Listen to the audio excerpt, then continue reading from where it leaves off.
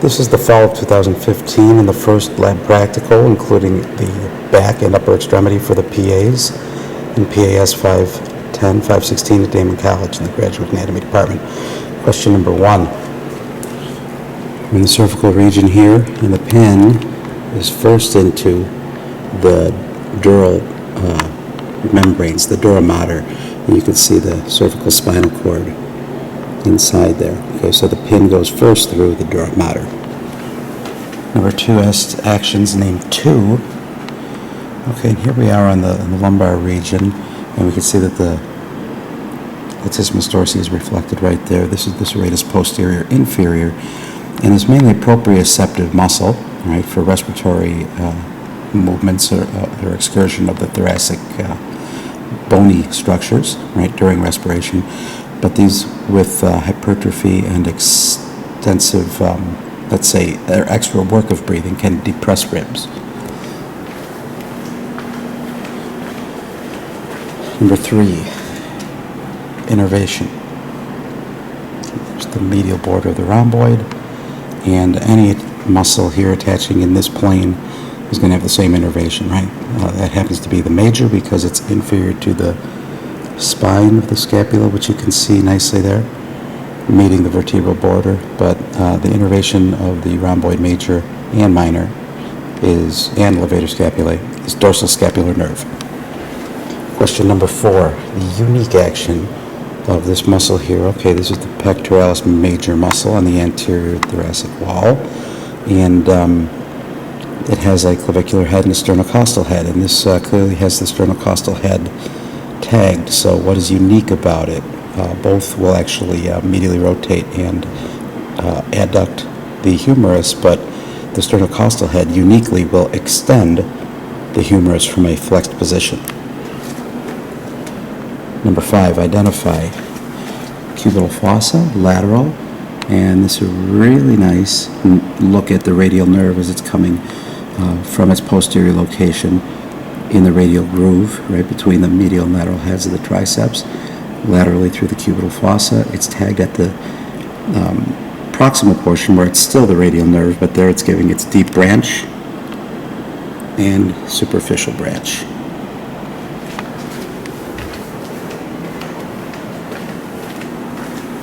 Number 6, identify. Okay, we're going to stick with the radial theme. There's the anatomical snuff box and the tendons of abductor pollicis longus, extensor pollicis brevis, and extensor pollicis longus.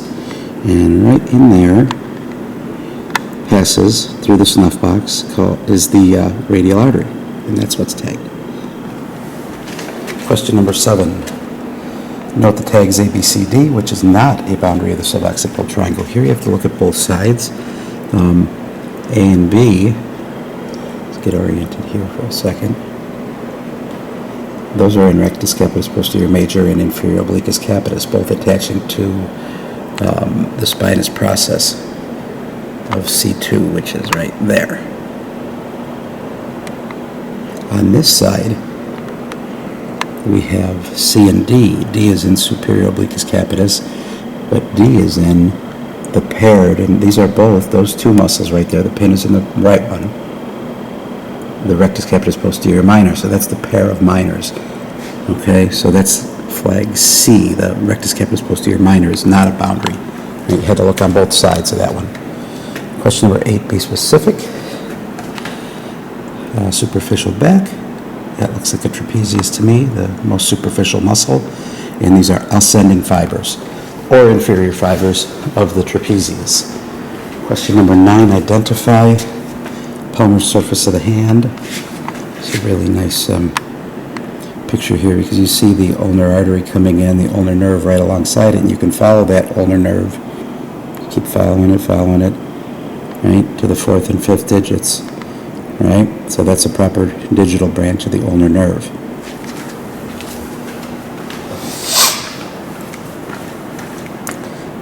Identify, be specific. Deep in the hand. Okay, thumb side, and you can see those horizontal fibers there.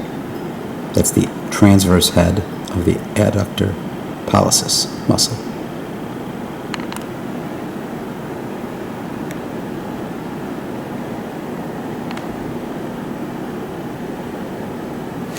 Number 11, superior attachment, posterior arm, tricep muscle.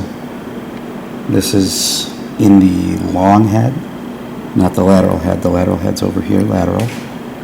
Right? Long head. Superior attachment is the infraglenoid tubercle of the scapula. 12, action. This is always an interesting question. You can see that's the inferior angle of the scapula, and these are the rhomboids here, reflected. Okay? The deep surface, all right, and it's a little dark in there, but that's the serratus anterior, all right, and of course its action would be to protract the scapula and to superiorly rotate the glenoid, all right, either one of those would be fine. That can often be confused with the subscapularis, okay, but from this view, right, if the serratus is not removed from its attachment on the medial side of the scapula and lying on the ribs, you cannot see subscapularis. Number 13, unilateral action. Here are rector spinae, that's an iliocostalis, and the unilateral action is to laterally flex the vertebral column to the same side. Number 14, two actions. All right, latissimus dorsi muscle. You could pick two of any of the following. This will extend, adduct, medially rotate the humerus, and it can also lift the trunk towards the overhead upper extremity. Of course, that is acting in its opposite direction from usual. Number 15, identify. Here we have the scapula here, the superior angle.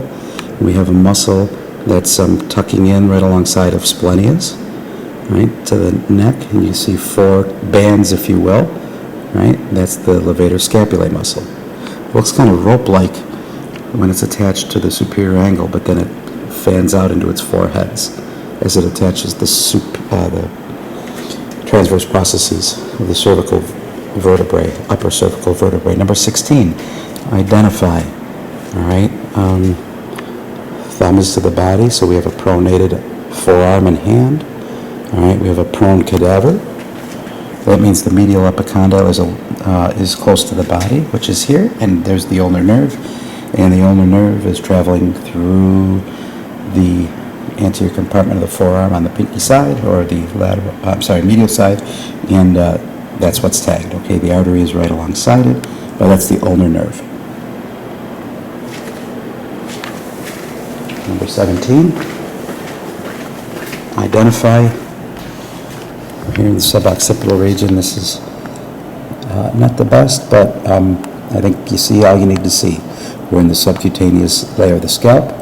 We have two structures, and we know what two structures to expect. We know to expect laterally the occipital artery, which is in plain view there, and of course medially is the greater occipital nerve, which is the dorsoprimary ramus, the cutaneous branch of that of C2. Number 18,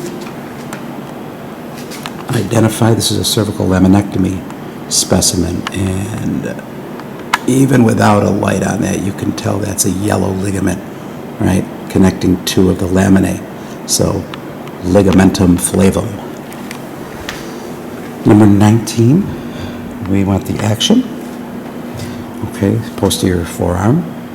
We have a pin holding up the extensor digitorum tendons and muscle bellies, and then deeper and most distal. And if you follow, there's the tag right there. If you follow the tendon, it goes to the second digit. So it's extensor indici, which means to extend the index finger. So that's the action. Number 20, identify. Here you have pec major and pec minor, both reflected from their more proximal attachments.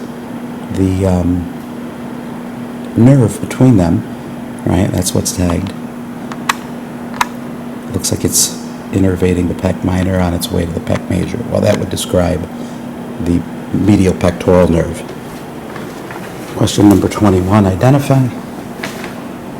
And here we are in the distal anterior forearm and the quadrate muscle. That's very deep between the radius and the ulna is the pronator quadratus.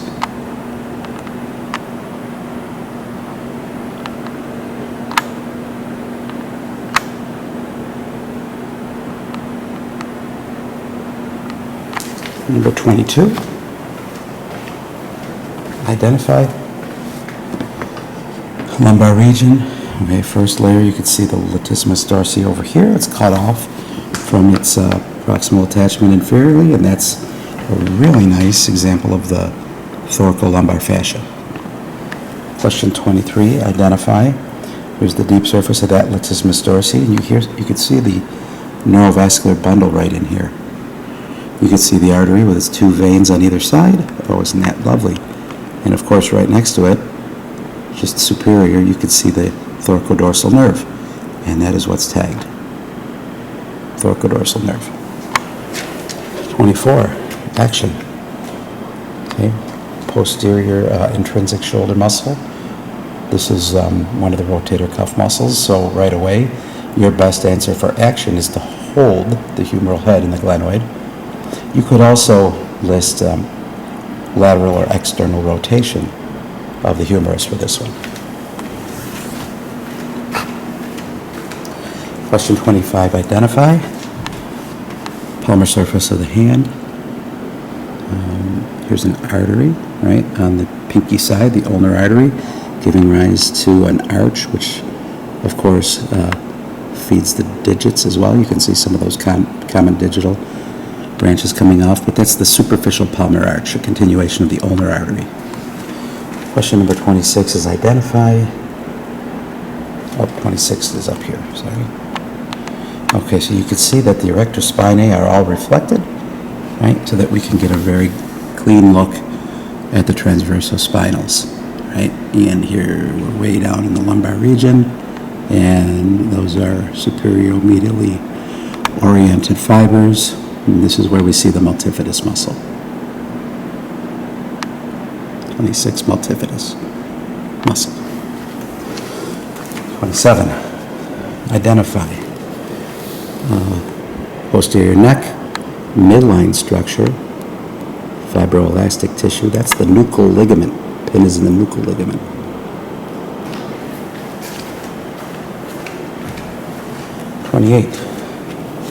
Inferior attachment. Suboccipital triangle. That's rectus capitis posterior major, with the minor just superior and medial to it.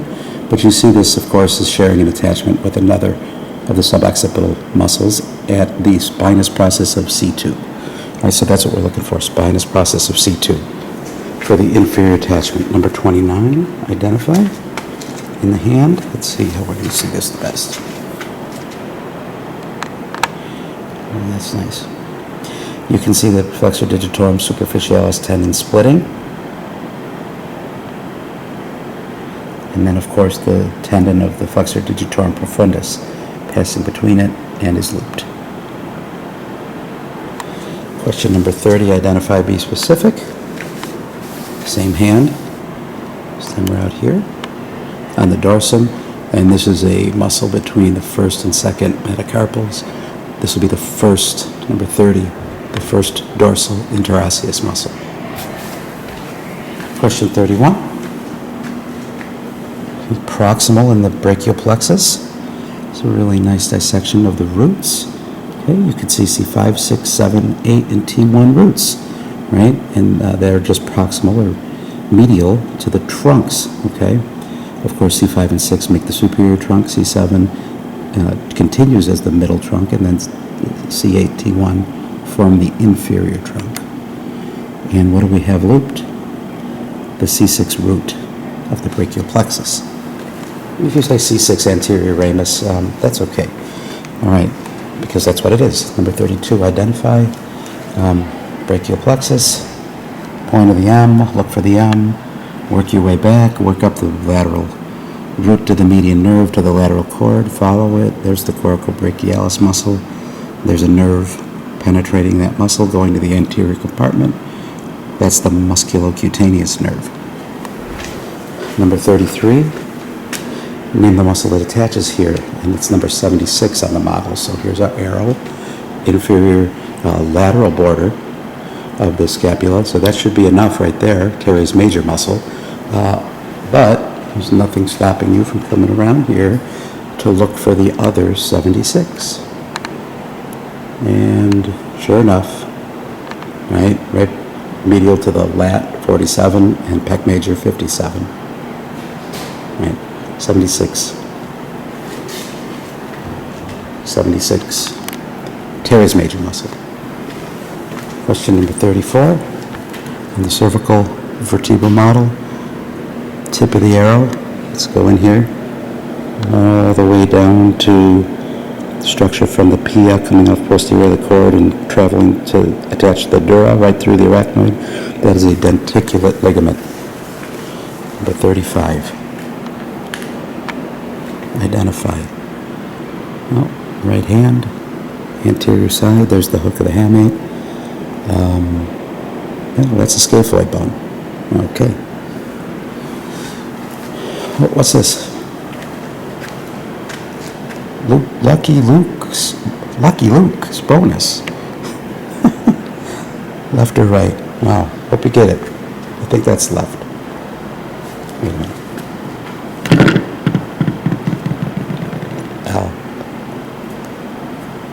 Left.